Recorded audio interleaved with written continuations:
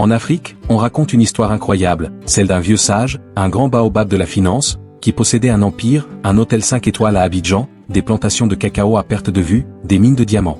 Bref, il était riche, mais vraiment riche. Un jour, les médecins lui annoncent la terrible nouvelle, il ne lui reste que quelques semaines à vivre. Seul, sans femme ni enfant, une question le tourmentait, à qui laisser toute cette fortune? Il ne voulait pas la donner au premier venu, non. Il la destinait à une âme pure, un cœur noble. Alors, il a eu une idée folle, une idée digne des contes de nos ancêtres. Il a décidé de tester le cœur des gens. Il a troqué ses boubous de luxe et ses babouches en cuir contre de vieux haillons déchirés.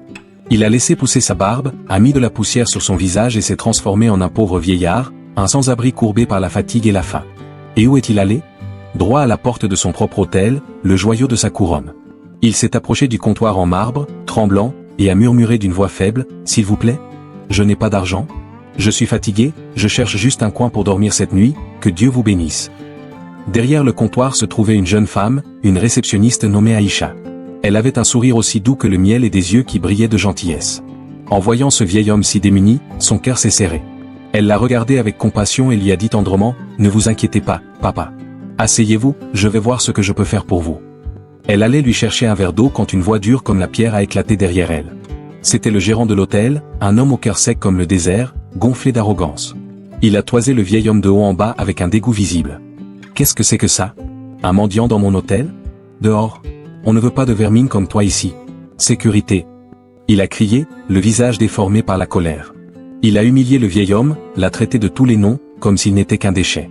Deux gardes costauds se sont saisis du vieillard sans ménagement et l'ont jeté dehors, sur le trottoir chaud et poussiéreux, sous les rires méprisants du gérant. La scène était cruelle, injuste.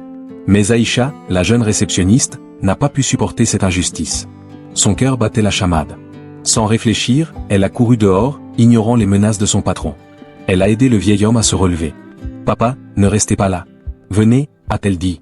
Elle a sorti son propre porte-monnaie, un petit porte-monnaie usé qui contenait ses maigres économies du mois.